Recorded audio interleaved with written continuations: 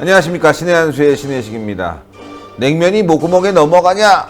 이 발언을 했던 이성권이가요, 이번에는 대한민국 내각에도 관심을 갖고 있는 것 같습니다. 삼철이 나서야 된다 이렇게 얘기했는데요, 정말 어이가 없는데요. 북한이 이제는 내정 간섭이 개각까지 이어지고 있습니다. 이게 대한민국 말이죠, 북한의 속국같이 느껴질 정도로 한심합니다. 자, 이와 관련해서 국정원 제1차장님 역임하셨던 전옥현 차장님 모셨습니다. 안녕하십니까? 안녕하십니까? 아, 주말 정말 많은 뉴스들이 있었지만 특히나 이 리선권 관련 뉴스는 뭐 황당하고 말이죠, 분노하기 이를 데 없는 그런 뉴스들이 계속 쏟아졌습니다. 그렇습니다. 사실 이제 남북 관계 개선을 위한, 또 북한 비핵화를 위한 여러 채널들의 회담이 이루어지면 당연히 이제 회담 그 주제, 어젠다와 관련된 얘기들이 그 후일담이 됐던, 회담 전이 됐던 그런 거에 대한 어떤 국민의 여론, 이런 것이 표출이 돼서 정부 당국에서 그걸 반영해서 남북 관계를 잘 이끌어가고, 또 북한 핵 폐기 협상을 잘 이끌어가고, 이렇게 돼야 되는데 회담 본질과 전혀 관계가 없는 이선권이라는 대표 한 사람의 발언이 우리의 국격과 또 우리 국민의 감정, 분노를 자아내고도 남을 정도로 심한, 이런 것이 굉장히 정말 어지럽다. 예를 들자면 이선권이라고 하는 사람이 한 번만 그렇게 실수한 게 아니라 자기의 협상 제일 파트너인 우리 측 수석대표 조명균 장관한테 막말했고, 그리고 행정부 강요잖아요. 그렇죠. 그 다음에 또 국회의원, 국회의원 배 나온 국회의원한테 이 사람이 예산 다룬 의원이다. 그러니까 배 나온 사람이 무슨 예산 다루냐. 뭐 이거 정말 이거 어디까지 우리가 참아야 될지, 그런 얘기를 또 했다고 그러고, 또 우리 기업 대표한테는 뭐 냉면이 뭐 어떻게 잘 뭐 넘어가느냐고, 제가 입으로 사실 옮기기도 부끄럽습니다. 정말 이게 너무 이게 체면이 안 되기 때문에. 그러니까 행정부 강요, 국회의원, 입법기관, 그다음에 기업 대표 골고루 안 건드는 데가 없어요. 맞아요. 그러니까 결론은 뭐냐? 이선건이가 나타나는 회담마다 한국 대표단의, 아니면 한국 정부 대표의 인격을 건드리려고 하는 거예요. 이게 이제 제일 큰 문제고, 두 번째로는 그 이후의 과정에서 보면 현장에서 그런 얘기가 들렸으면, 아니면은 현장에서 그런 얘기를 못 들었다 하더라도 갔다 와가지고 반드시 어떤 특별한 좋지 않은 일, 또 좋은 일이라 하더라도 또 어떤 특별한 좀 정부 차원에서 알아야 만한 일이 있었던가 바로바로 그런 건 점검을 했어야 되는 거거든요. 그런데 그런 점검이 하나도 안 이루어져 가지고 이렇게 언론 매체를 통해서 나오니까 그때서야 확인을 하고 기단이다 이렇게 얘기를 나오거든요.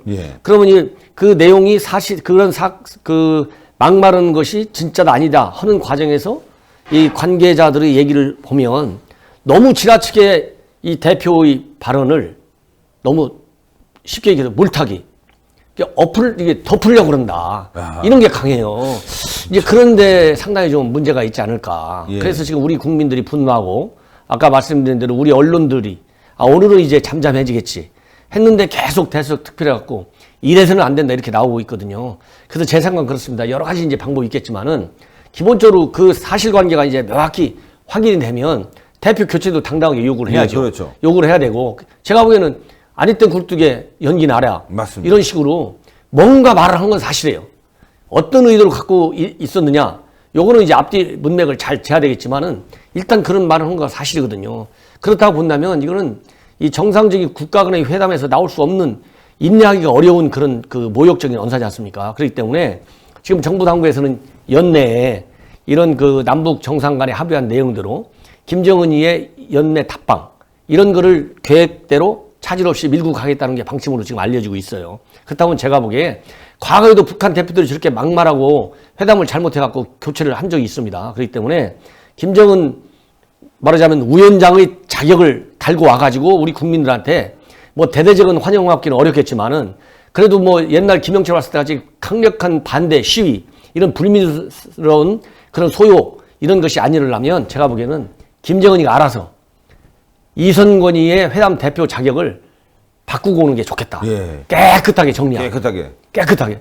그래야 될 거 아니겠습니까? 근데 문제는 말이죠, 차장님, 참 제가 열받는데, 일단 뭐 남북 연락사무소도 있으니까 북한에 전화해서 야 이거 사실인지 확인해봐, 이렇게 사실관계 확인 절차를 거쳐야 되는데 오히려 거꾸로 홍영표 원내대표가 우리 기업인들한테 전화하고 그걸 받아서 청와대는 아직까지 사실관계가 확인되지 않았다라고 얘기하고 오늘도 마찬가지로 삼철 얘기도 청와대는 북한이 그런 얘기의 취지로 한 것 같지 않다.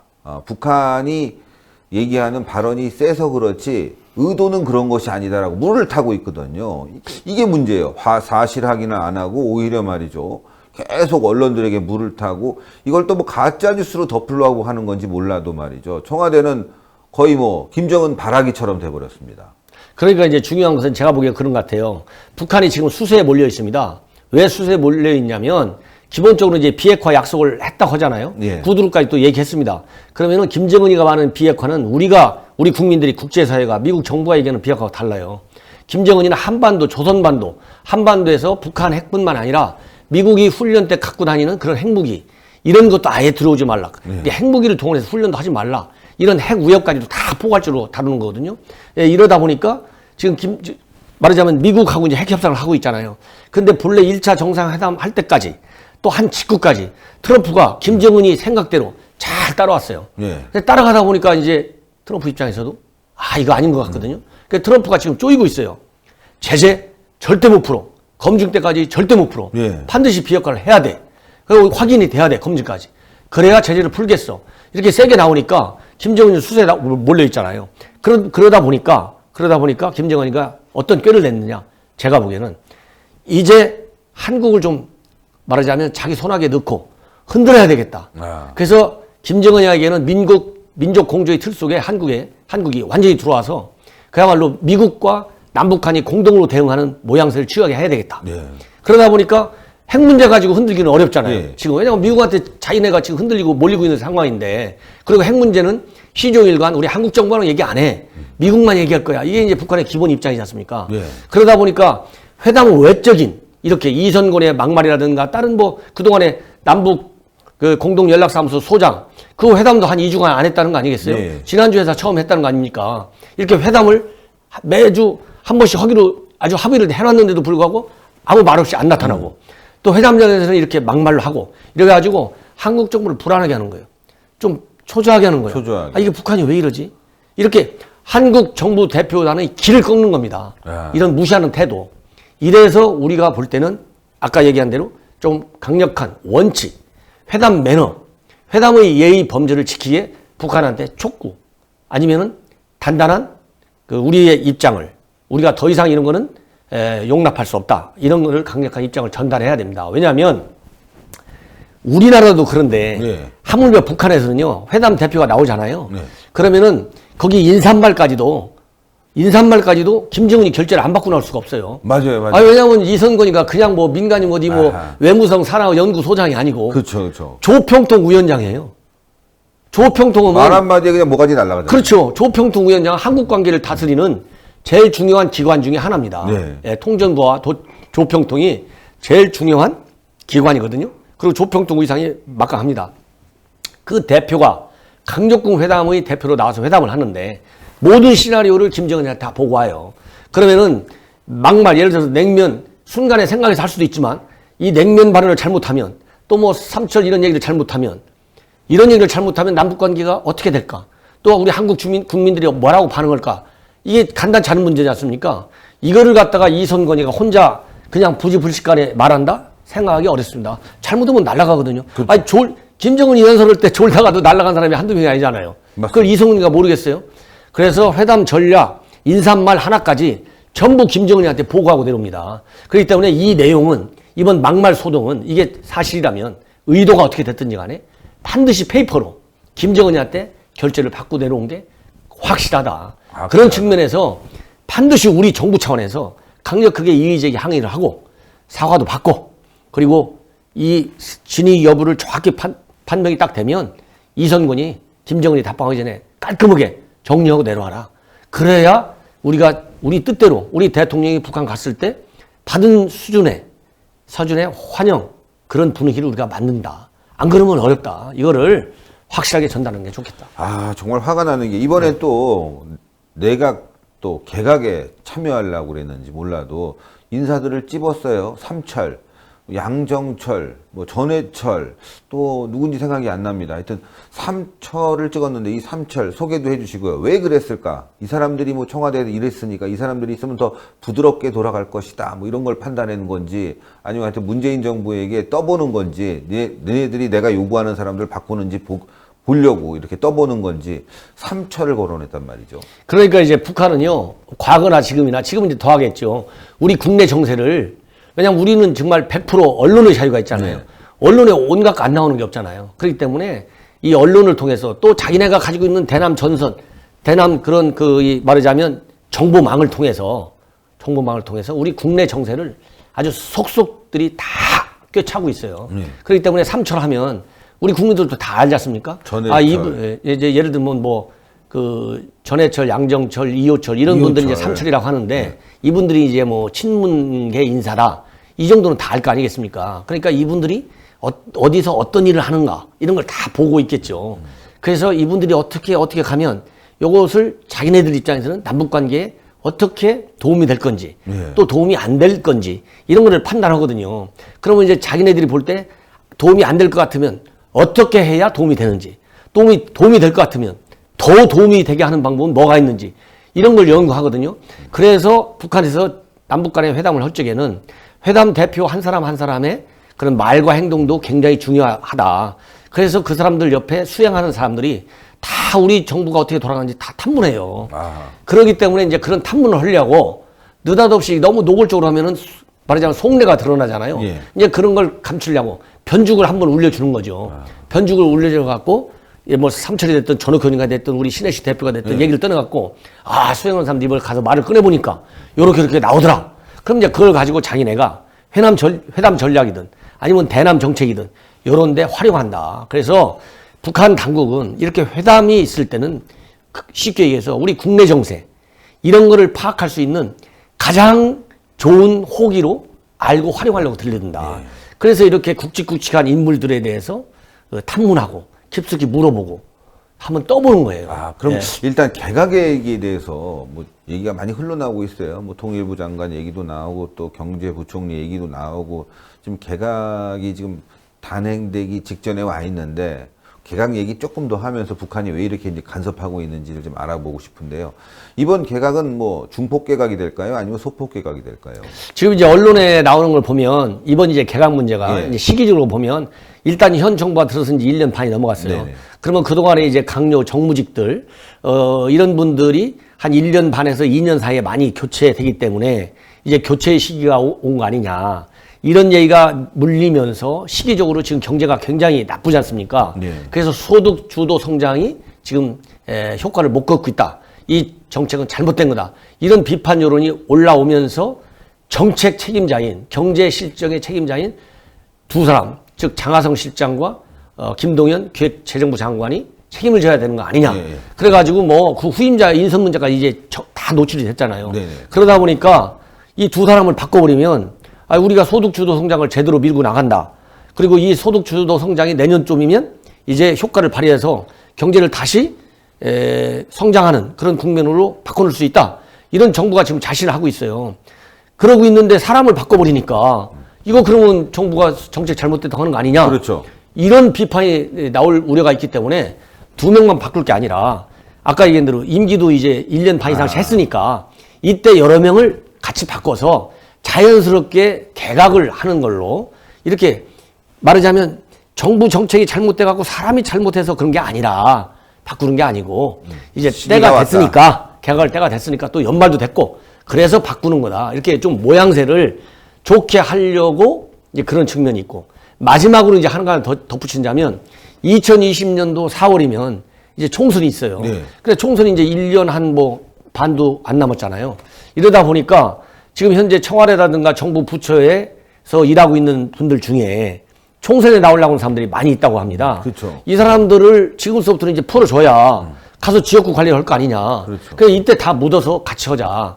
이런 얘기가 이제 한번 일거에 이렇게 나오다 보니까 우리 언론을 통해서 개각이 중폭이냐 소폭이냐 이렇게 나오는데 제가 보기에는 이제 한 번에 인물이 물릴 경우는 지금 문제가 뭐냐면 이 청문회가 국회에서 이게 쉽지가 않아요. 그렇잖아요? 쉽지가 않고 그동안에도 이 청문회 우리 현 정부가 출범할 때부터 이러이러한 뭐 6가지, 5가지, 7가지 이렇게 해가지고 요런 결격 사유가 있는 사람은 안 하겠다 했는데 그런 결격 사유가 있음에도 불구하고 임명이 강행된 사례가 많거든요. 그러면은 만약에 중포로 가버리면 그 부담이 연말연시에 몰릴 수가 있다. 그렇기 때문에 제가 보기에는 일단은 총선에 나가는 사람들을 내보내는 것도 법률적으로 기간이 충분히 남아 있어요. 그렇기 때문에 어떤 정국의 안정성 또 정부 책임성 이런 거를 부각시키지 않으려면 조금 소폭으로 나눠서 할 가능성이 저는 많다. 예. 저는 개인적으로 그렇게 생각합니다. 일부에서는 이런 얘기를 합니다. 이번에 뭐 김동연 부총리가 뭐 양심 선언하듯이 경제가 쉽게 좋아지지 않는다. 그리고 통일부 장관은 또 쓸데없이 그 냉면 발언 비슷한 발언 들었다 해갖고 굉장히 좀 흔들리는 모습을 보여줬단 말이죠. 뭐 어떤 호흡이 안 맞는다고 할까요? 이런 상태에서 개각이 되게 되면 또 정부가 좀 힘을 잃어버리는 지금도 좀 그런 모양새를 띠는 그런 분위기가 있기 때문에 힘을 잃어버릴까봐 측근으로 청와대를 좀 개각해서 문재인 정권이 임기 말, 임기 중후반부터라도 계속 대북 정책을 유지할 수 있도록 측근으로 개각을 해야 될 것이 아니냐 이런 제안을 좀 한 거 아닌가. 삼철이 나서야 된다는 게 또 그런 얘기가 아닌가 싶거든요. 그렇습니다. 왜냐하면 지금 아까 말씀드린 현재의 상황은 정부 출범 초기에 고공 지지를 바탕으로 네. 여러 가지 개혁 정책들을 아주 상당히 강한 톤으로 밀어붙이는 형국이었거든요. 근데 요것이 이제 사회, 정치, 경제, 사회, 문화 이런 모든 면에서 많은 갈등 요인으로 작용하고 있는 측면도 배제할 수가 없어요. 네, 그러다 보니까 자칫 잘못하면 이 대통령 개인의 지지율도 떨어지고 또 민주당의 지지율도 빠지는 상황에서 경제정책의 실패가 지나치게 부각되면 정부가 조금 나약해지는 정부로 비춰질 우려가 있다. 그렇기 때문에 지금 말씀하신 대로 대통령의 신뢰를 철저히 받고 또 이 약간의 흔들리는 이런 정책 기조를 제대로 강하게 밀어붙일 수 있는 사람을 찾아야 된다. 그렇다고 본다면 관료의 어떤 테크노크라, 전문성 있는 관료를 채택하기보다는 정치적인 인물, 또 정치적으로 대통령과 함께 일해왔던 사람들, 이 삼철 이런 분들은 옛날서부터 청와대에서 같이 일했기 때문에 어느 누구보다도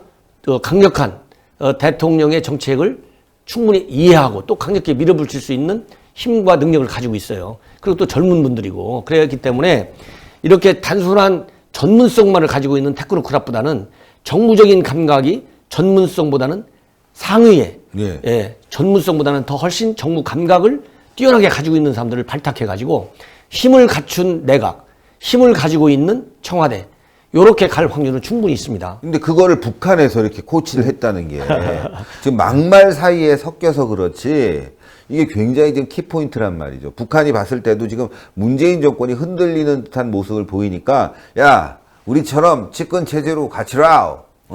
지금 그럴 때가 아니야. 마지막까지 계속 밀어주려면 집권 체제로 갖춰서 대북 정책 계속 유지하라. 뭐 이런 식의 어떤 지시가 아닌가. 굉장히 그 의미 있는 내용이라서 저희가 제목도 뽑고 그리고 이제 방송도 하고 있는데요. 북한이 아까 말씀하셨다시피 대한민국의 이 정세를 아주 파악하는 데 있어서는 뭐 아주 빠꾸미처럼 꼭 속속들이 들여다보고 있고 토시 하나를 김정은이 다 지시하고 회담장에서 활용한다고 본다면 지금 이 청와대가 리성권에 대해서 항의 못하는 것도 그런 이유가 있지 않겠습니까? 여기 잘못 얘기했다가 답방은커녕 남북관계에 괜히 우리가 악영향을 줄 수 있다. 악영향이라기보다는 눈치를 보고 있는 거죠. 예, 잘못될까봐 아우 김정은이 화내는 거 아니야? 이런 비굴한 모습이 보여서 말이죠.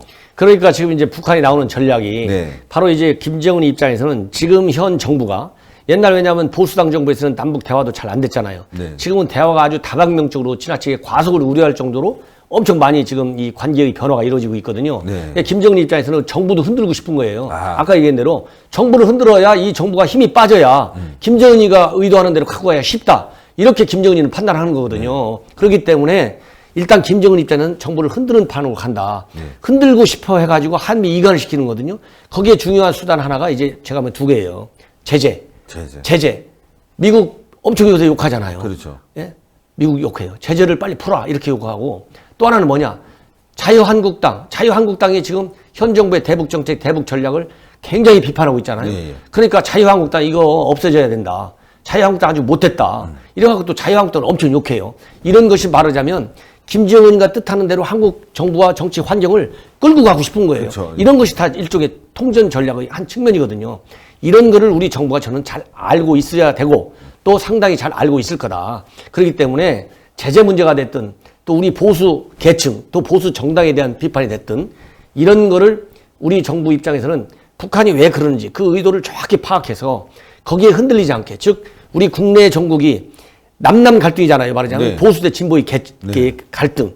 이런 거를 북한이 잡고 흔들어 가지고 북한 정책의 방향에 우리 정부가 따라오도록 하는 이런 거는 우리 정부가 막아야 되는데 지금 이제 개각하고 맞물리다 보니까 예를 들자면 김정은이가 지금 현재 우리가 한국당에서 조명근 통일부 장관 해임 건의안 낸 것도 북한이 이렇게 막무가내로 몰상식에 나오니까 이 정도를 제압하려면 지금 현 장관이 대하는 협상 태도 이런 거 갖고는 약하다 이렇게 보는 거 아니겠습니까? 그러니까 개각 요인이 있을 때 실제로 또 개각할 적에는 많은 요소를 당연히 고려하겠지만 북한 협상과 관련해서는 좀 지식도 중요하지만 일단 배짱이 있어야 되겠다. 예, 배짱. 배짱. 왜냐하면 지금 북한 남북 간의 협상이 굉장히 어렵고 지금 오래간만에 처음 열린 거잖아요.